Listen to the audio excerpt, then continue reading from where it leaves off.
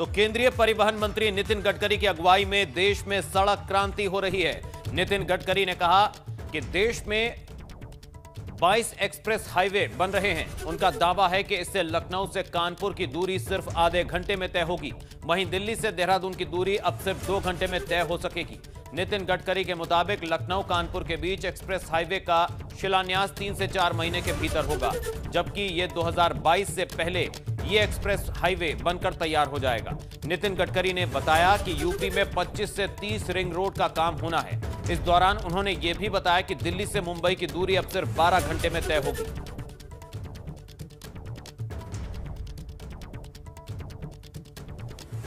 उत्तर प्रदेश में ये जो महत्वपूर्ण पहला एक्सप्रेस हाईवे जो हम बना रहे हैं, जो लखनऊ और कानपुर के बीच में है, और मैं आपको वादा करता हूं कि 2022 समाप्त होने के पहले कानपुर से लखनऊ केवल आप आधा घंटे में आ सकोगे, ऐसा सुंदर हाईवे हम आपको बना देंगे। चलिए, और ज्यादा अपडेट के लिए, ज्यादा जानकारी के लिए रुक करेंगे हमारे सहयोगी। हमारे साथ दिल्ली से अविनाश तिवारी लाइव जुड़े हुए हैं और इसके साथ ही लखनऊ से सहयोगी अनुभव शुक्ला हमारे साथ जुड़े हुए हैं। पहले दिल्ली से अविनाश का रुख करेंगे। अविनाश, आपसे जानना चाहेंगे, केंद्रीय मंत्री नितिन गडकरी ने दावा किया है और ये कहा कि अब लखनऊ से कानपुर की दूरी सिर्फ आधे घंटे में तय होगी। क्या अपडेट, क्या कहा जाए, कब तक इसका फायदा लोगों को मिलेगा?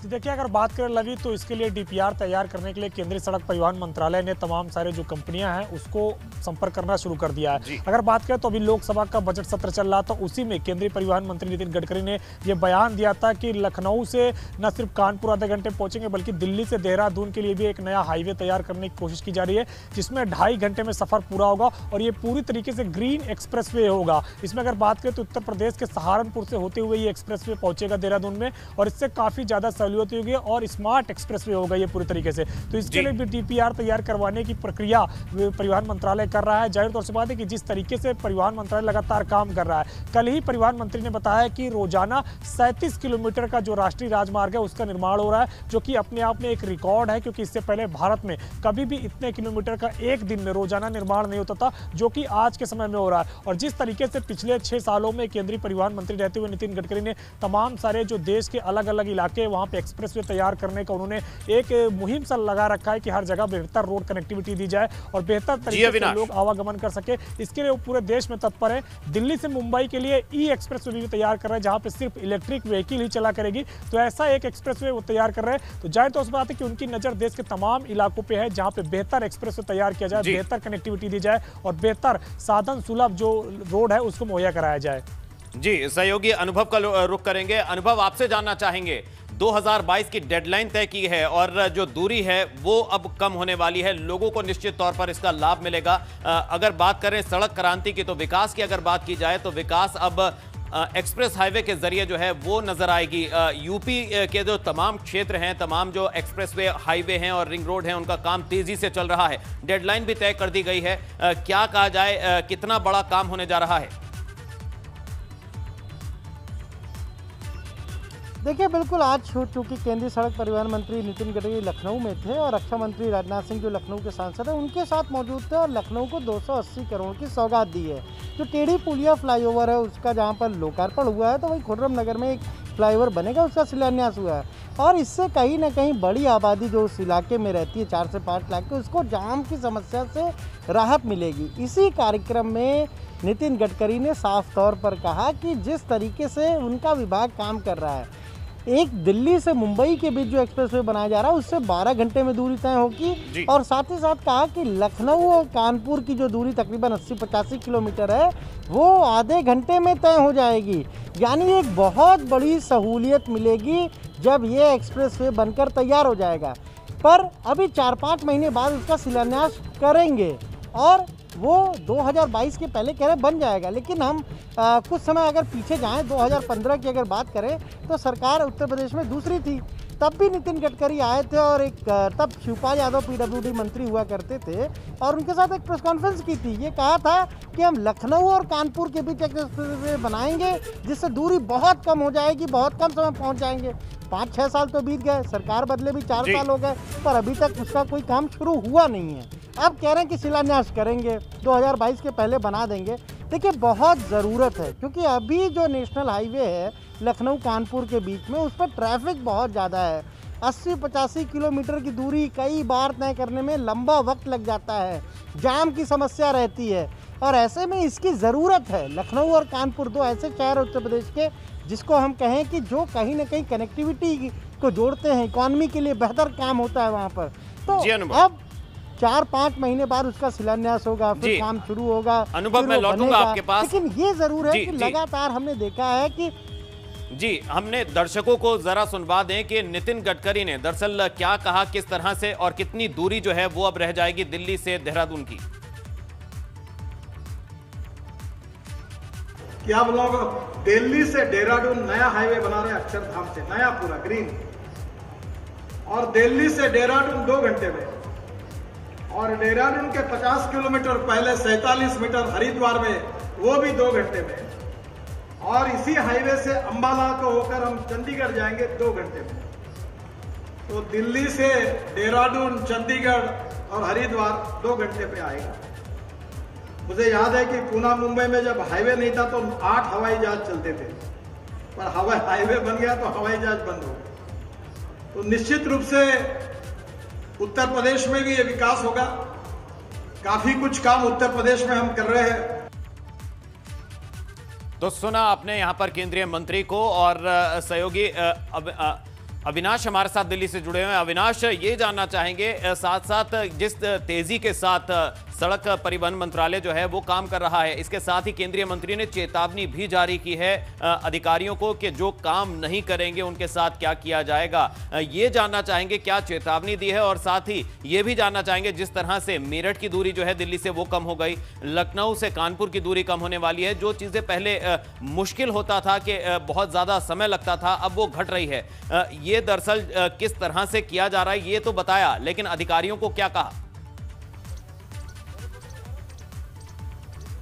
देखिए, अगर बात करें लगी तो कुछ दिन पहले ही केंद्रीय परिवहन मंत्री नितिन गडकरी का एक वीडियो काफी ज्यादा वायरल हुआ था, जिसमें वो अधिकारियों को फटकार लगाते हुए नजर आ रहे थे, क्योंकि उनकी भी शिकायत रहती है कई बार अधिकारी फाइल इधर से उधर घुमाते रहते हैं और मंत्री को भी सही तरीके से अपडेट नहीं करते हैं। इसको लेकर उन्होंने तमाम सारे अधिकारियों को चेतावनी दी थी कि अगर वो ऐसा करते हैं तो उनके खिलाफ सख्त कार्रवाई से मंत्री नहीं डरेंगे। और केंद्रीय परिवहन मंत्री ने खुद साफ तौर पर कहा था कि कई बार बिना मतलब के फाइल इधर उधर घुमाया जाता है। अगर इस तरीके की लापरवाही की जाती है या इस तरीके की चेष्टा की जाती है तो उन तमाम सारे संबंधित अधिकारियों के खिलाफ कार्रवाई की जाएगी जो इस तरीके की लेट लतीफी करते हैं और उसके लिए जिम्मेदार रहते हैं। तो अपनी तरफ से चेतावनी उन्होंने जारी कर दी है तमाम सारे जो अधिकारी जो परिवहन मंत्रालय में काम करते हैं और NHAI के परियोजना से जुड़े रहते हैं, हाईवे के प्रोजेक्ट से जुड़े रहते हैं, उन तमाम सारे अधिकारियों को उन्होंने काफी ज्यादा फटकार लगाते हुए चेतावनी जारी कर दिया है। और खुद वो अगर बात करें तो डे टू डे जो हाईवे का निर्माण है उसका खुद वो अपडेट लेते रहते हैं और वक्त पड़ने पर जो तमाम सारे प्रोजेक्ट पड़ रहे हैं उसके तमाम सारे प्रोजेक्ट मैनेजर के साथ बातचीत करते रहते हैं।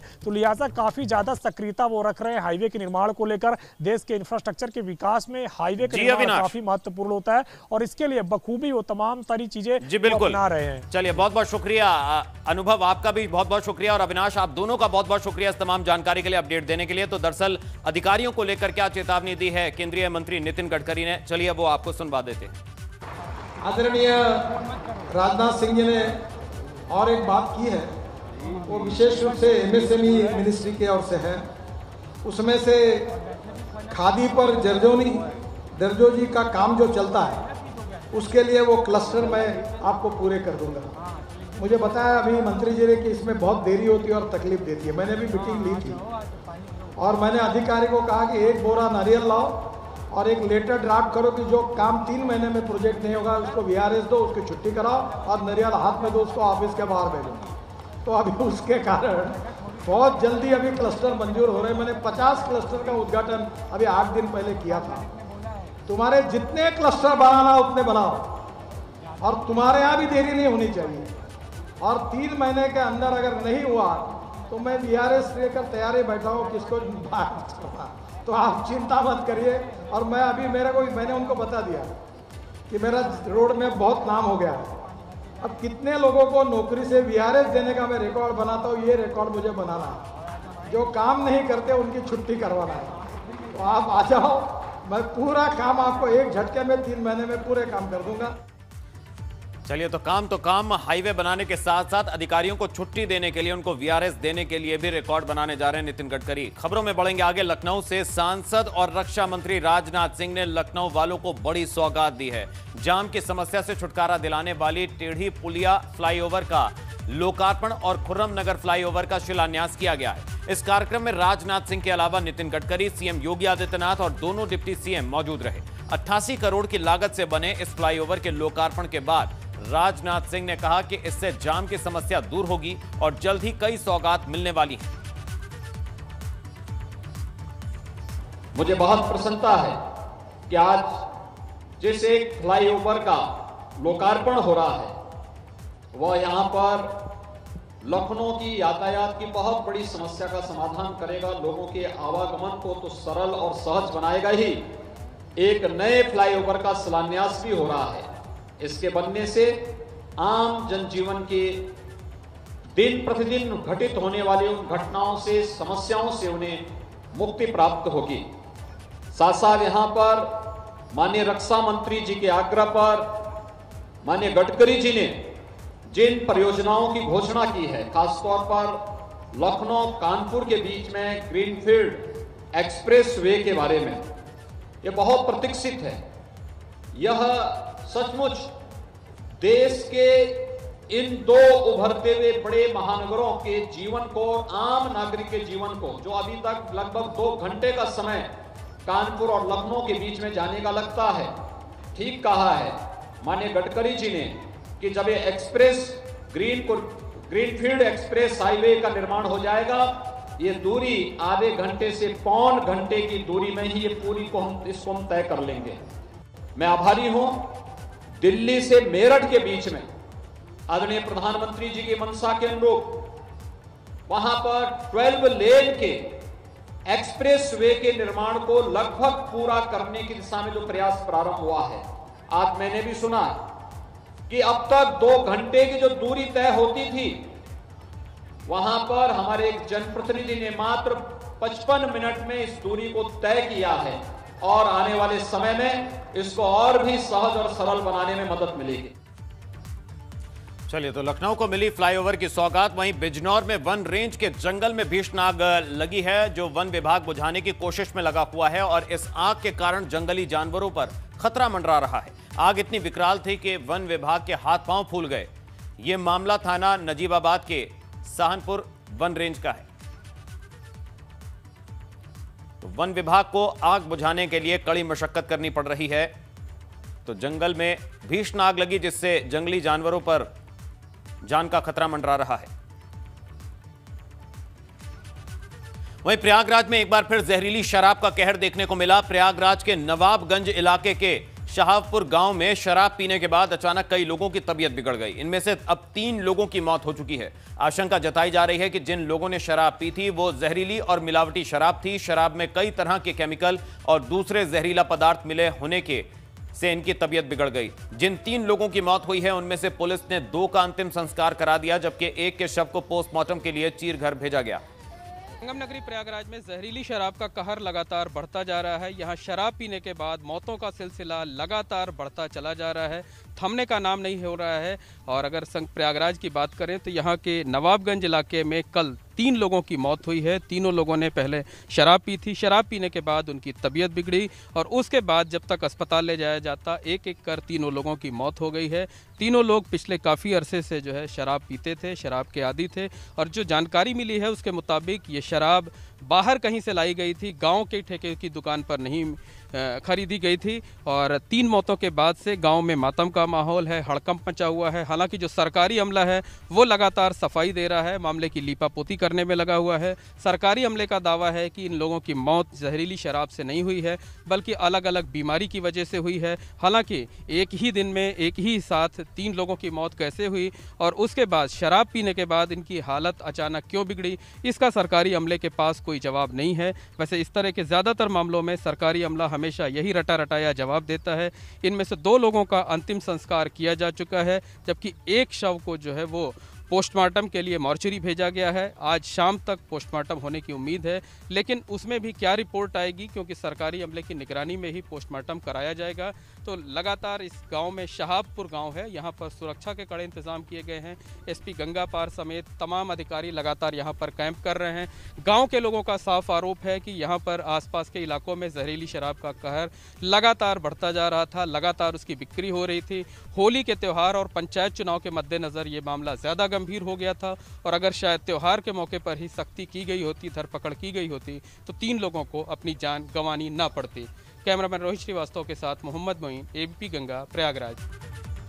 चलिए, प्रयागराज के बाद रुख बदायूं का, जहां जहरीली शराब पीने से मरने वालों की संख्या बढ़कर अब 2 हो गई है। एक शख्स की आंखों की रोशनी भी चली गई।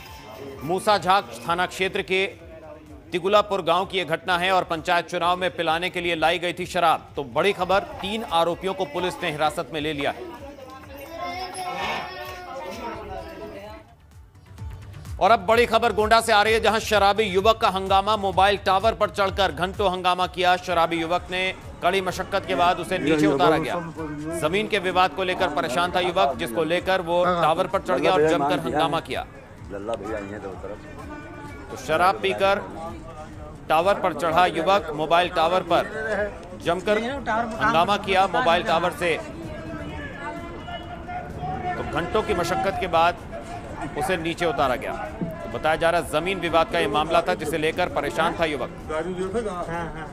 वहीं फिरोजाबाद में हर्ष फायरिंग का मामला सामने आया, जहां एक युवक का बर्थडे था और इस बर्थडे पार्टी में हॉल के भीतर अवैध तमंचे से फायरिंग की गई।